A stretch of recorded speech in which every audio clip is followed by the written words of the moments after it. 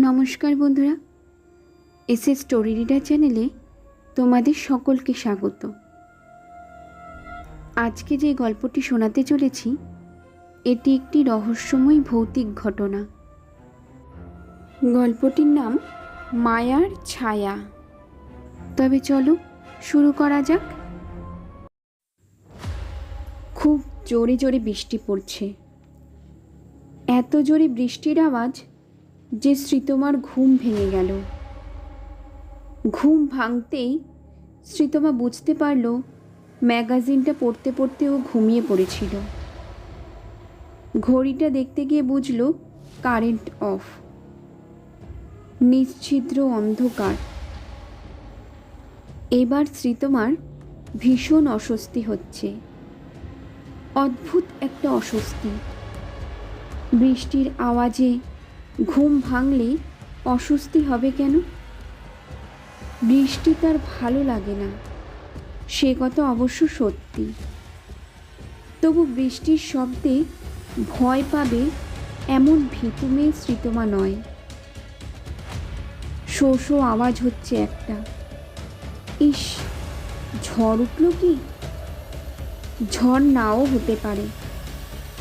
অনেক সময় খুব জোরে বৃষ্টি হলেও এভাবে হাওয়া টানে, শো শো আওয়াজে। রাত কত হলো? একটা, দুটো না তিনটে? কে জানে। অনুভব ফেরেনি এখনো। পেশেন্টের অবস্থা ক্রিটিক্যাল হয়তো। সোফার ওপরেই আধশোয়া হয়ে বসে রইল শ্রীতমা।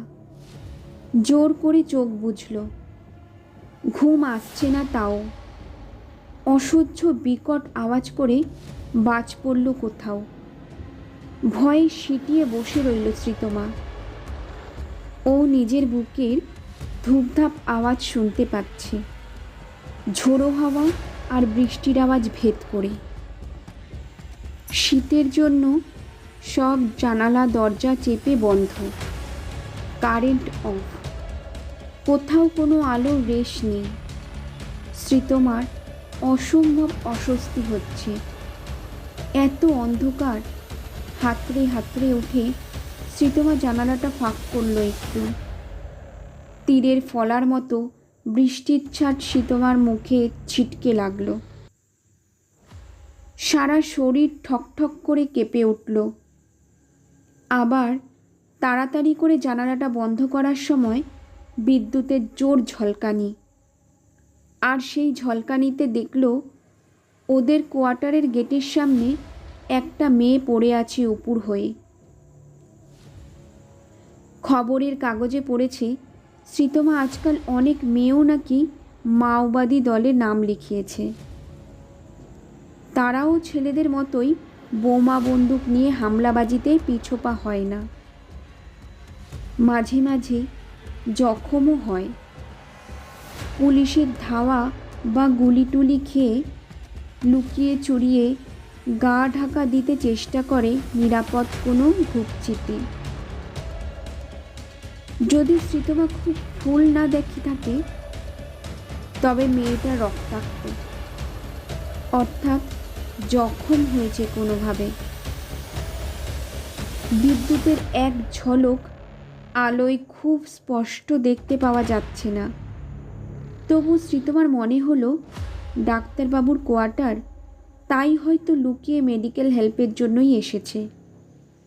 এরা তো আবার হাসপাতালেও যায় না।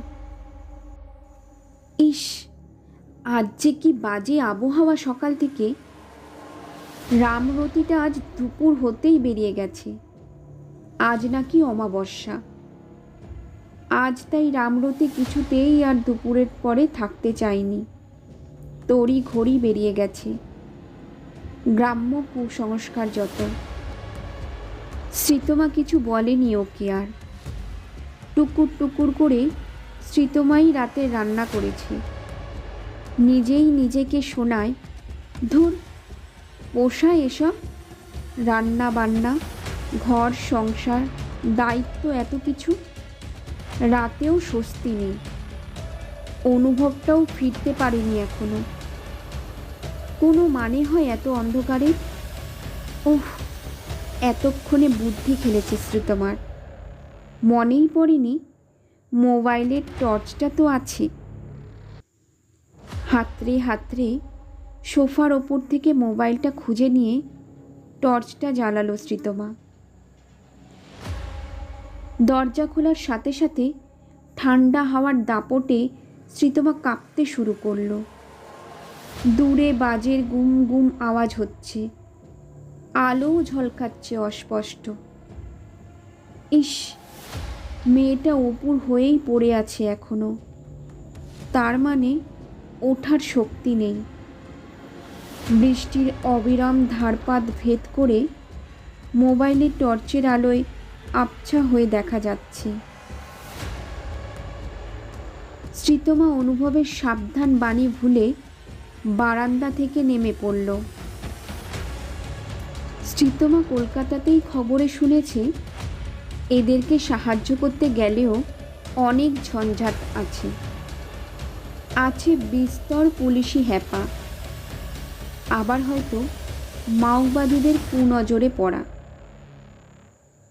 অনুভবের সাথে যদিও এসব ব্যাপারে শ্রীতমার কখনো কোনো কথাই হয়নি, তবুও কেমন যেন অনুভবের ওপরে এক ভরসা আছে শ্রীতমার।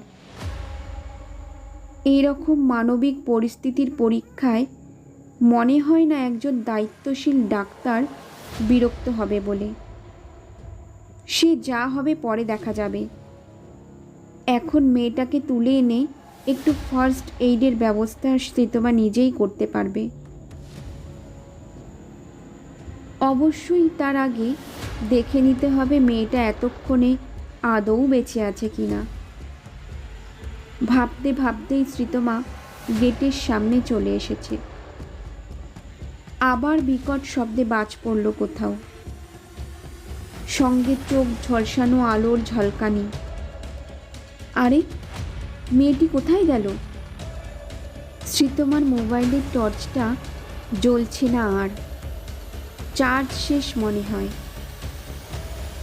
শ্রীতমা অন্ধকারে ঝুঁকে পড়ে দেখতে লাগলো, হাতড়ে হাতড়ে। হ্যাঁ, এখানটাতেই তো মেয়েটা পড়েছিল। শ্রীতমার এতও ভুল হওয়ার কথা নয়। নিজের মনে নিজেই ভাবল, কর কর করা বিভৎস জোরে আওয়াজের সাথে চোখ ঝলসানো বিদ্যুৎ চমক। মেয়েটা সত্যিই নেই, তবে লাল লাল ছোপ, রক্তের দাগ বোধ হয় তার ওপরে ওটা চকচক করছে কি। শ্রীতমা স্ট্যাচুর মতো দাঁড়িয়ে আছে, একেবারে কিং কর্তব্য বিমূঢ়। আবার বিদ্যুৎ ঝলকানি, চকচকে জিনিসটা বোধ হয় পিস্তল একটা।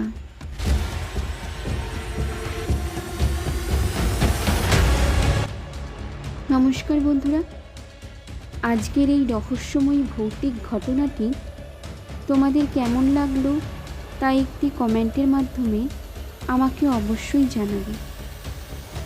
আমার চ্যানেলের নতুন বন্ধু হয়ে থাকলে ভিডিওটিতে একটি লাইক আর আমার চ্যানেলটি সাবস্ক্রাইব করে আমার সঙ্গে থাকবে।